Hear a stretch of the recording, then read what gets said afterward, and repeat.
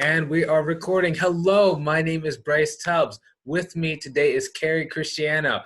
She is a radical resume writer, a career coach, presenter, trainer, and an advocate for strategic job search. She believes that every job seeker should feel like they're in the driver's seat of their career because life isn't something that just happens to us. We can take ownership and make decisions that shape our future. I'm super excited to be able to, have this conversation and let you guys come along for the ride too. Thank you so much, Carrie. Oh, my pleasure. Excellent. Is there anything else that you'd like me to add to the introduction of you? No, I think it's perfect. Excellent. What was life like before you got into this field, and what was really either the events or the catalyst that brought you here? Well, I fell into career coaching because the economy tanked back in 2009. Oh. I was a corporate recruiter and got laid off. And what's a recruiter to do when nobody's hiring? Yeah. So my boss actually recommended me to a company that does outplacement services. And at the time, I didn't even know what that meant. But I went to work for Right Management as a consultant, helping them just ebb the flow of incoming resumes. So back in February of 2009, Right Management had 250 candidates in process. And 3 weeks later, they had 750 people being laid off that were in need of services to help them, and their companies paid for it. So let's say IBM lays off 300 people, they send them to Right Management to help with writing resumes, job search strategies, networking and interviewing skills, that kind of thing.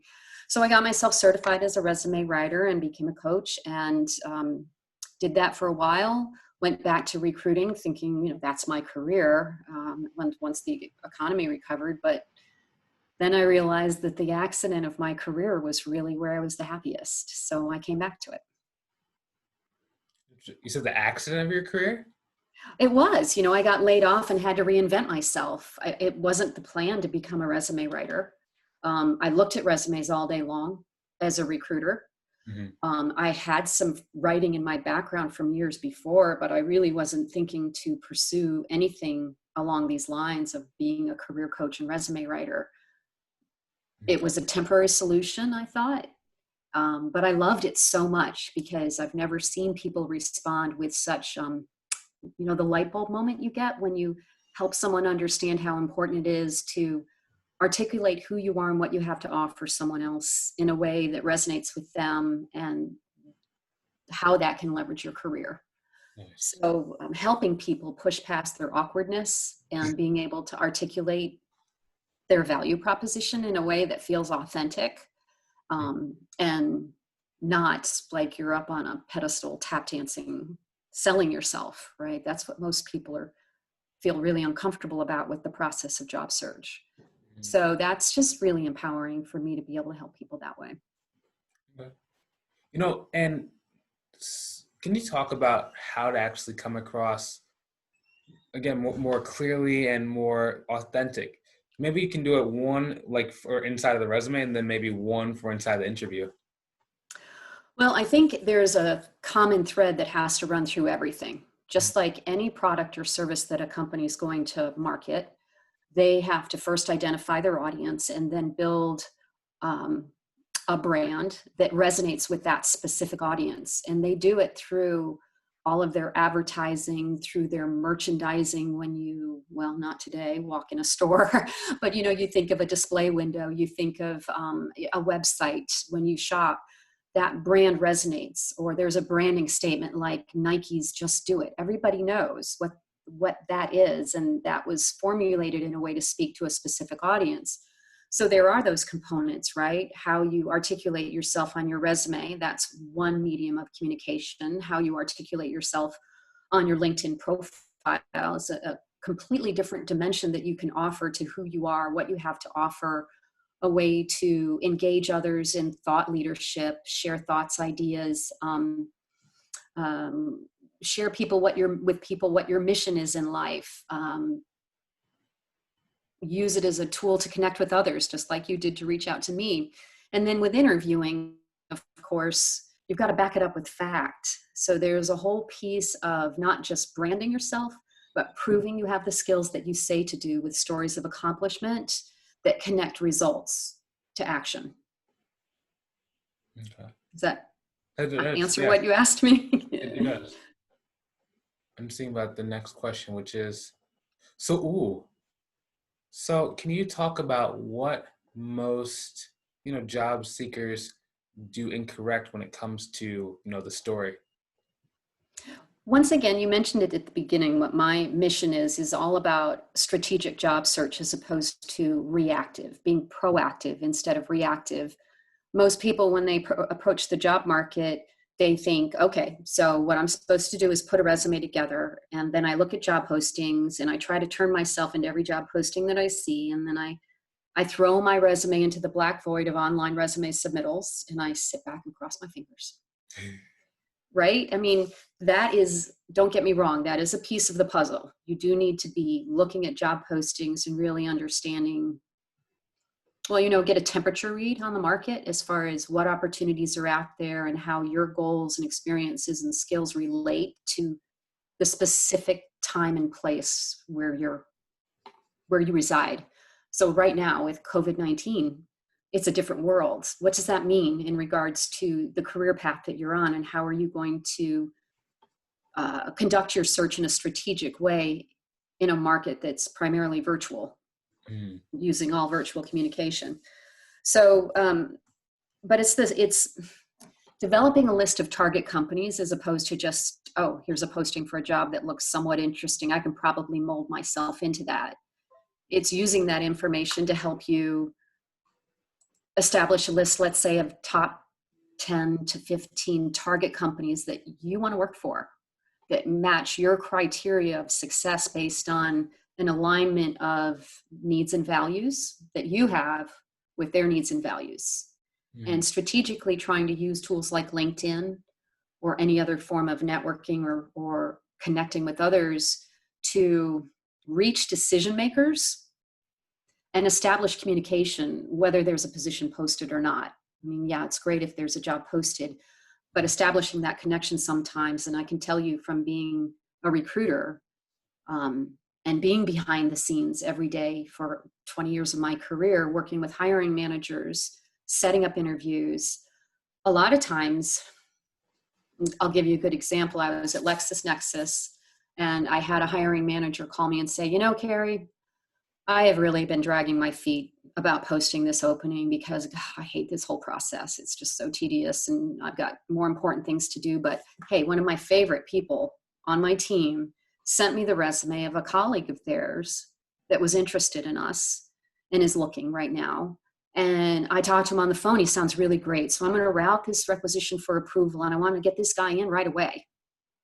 And that would probably happen at least 2 or 3 times a month. There would be some trigger from a hiring manager to me directly as a corporate recruiter saying, initiate the process to interview this person. So you never know. There's a position posted out there that a decision may have already been made, who their top candidate is before you even have a chance to apply. You've got to get in there before that happens. Does that make sense? It does make sense. And that's probably why it's good to have those 10 companies already known. Interesting. Right. How are you going to leverage your connections and figure out who knows who? So here's another great example. I was at IBM. I was working out of my house and I wanted to get back into an office environment and work for like a small, sexy software company as opposed to a big monster like IBM. It was great, but I just, I'm here in Research Triangle Park and I keep track of those companies. And at the time, there was one in particular that I was interested in. So I went to LinkedIn and in the search bar, I typed the name of the company. And you know how LinkedIn works. When you type in a company name, it'll bring you to their page and you can follow them and keep in the loop of who they are and what's happening with them, which is important. But it'll also tell you who you know at that company based on level of connection. Well, number one on the list of people who work there that had profiles on LinkedIn was a first level connection that was my next door neighbor. And I didn't even know he worked there. Oh, wow. Because he just started 2 months prior and I hadn't had a chance to talk to him about it. But I looked out the window and there he is in his driveway washing his car. So I get away from the computer and I get up and I go talk to him and I ask him to help me with an introduction to the person that would be my hiring manager. I never would have known my next door neighbor worked there had I not been using a tool like LinkedIn to figure out how my connections could get me into companies where I wanted to work. Mm. This one popped in my head.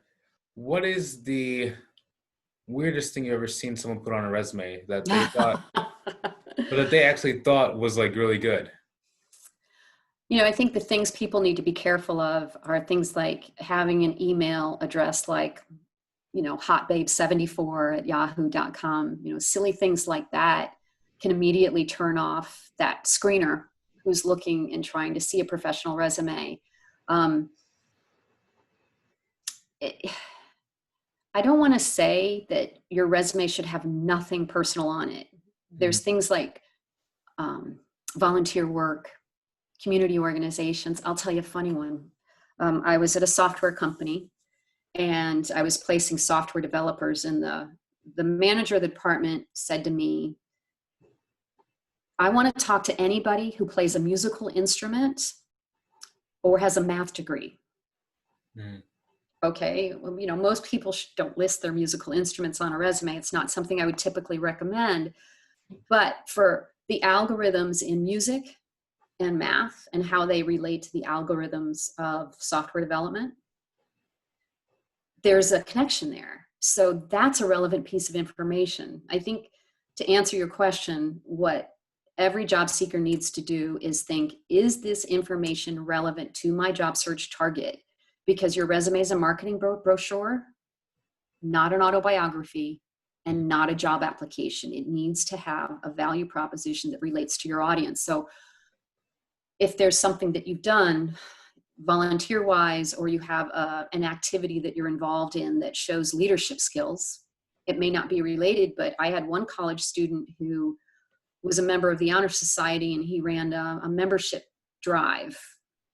Was it the Honor Society? I don't know. It was some school group, but he ran a membership drive and increased membership 30% over 30 days. Wow. I had him put a lot about that on his resume because that's an accomplishment that says, here's a go-getter who knows how to develop, web campaigns that can generate membership. That could be relevant to his ability to communicate, solve problems, connect with others. Just kind of switching gears and winding down, what does success mean to you? I think success means being true to who you are and understanding how that connects to others. I wasn't put here on this earth to help myself. I think having an understanding of how who you are can benefit others and helping them understand that and not being afraid to put yourself out there. And there's two other pieces. Focus is essential, right? And persistence. It's the repetition, just like I'll go back to Nike. It's you see something 5, 6, 7 times before you decide to buy it.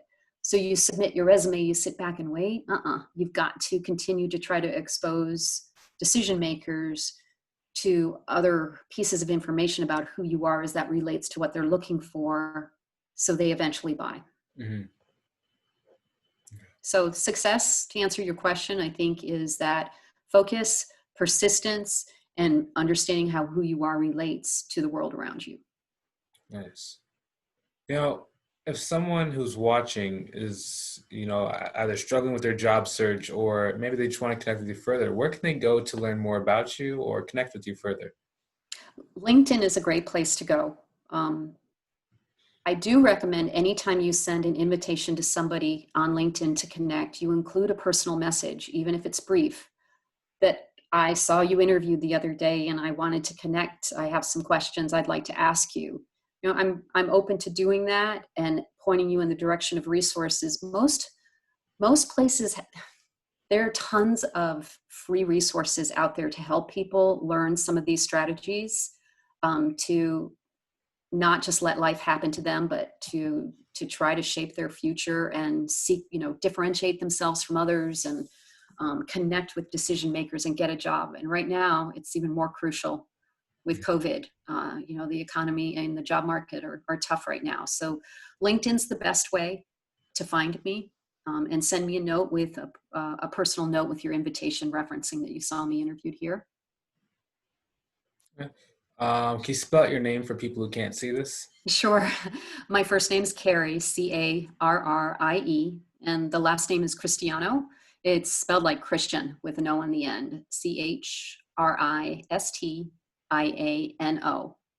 You can also reach me via Gmail. It's my first name dot last name at Gmail. So carrie.christiano@gmail.com. Nice. Thank you so much for coming on and really helping us out today. I really appreciate your time. Sure. Truly my pleasure. I'm so glad you invited me. Happy to help. Yep. And, for those watching, if you've been struggling and you want to get around a community of people who are inspiring and, improving themselves every single day and helping others do the same, I recommend you go check out our free community either on LinkedIn or on Facebook. We're going to put some links either above or below the video for you to come and find them. Basically, it's a mastermind where people come together and support each other every single day. So if that is what you have been searching for, this is for you. Again, click on the link either above or below the video. We cannot wait to see you inside of that community. Now, hopefully you enjoyed watching this as much as we enjoyed creating it. Feel free to hit that share button so other people can get some great value as well. Have a great day. Talk to you soon. We'll see you later. Have a great day, guys. Done recording in 3 and 2 and 1.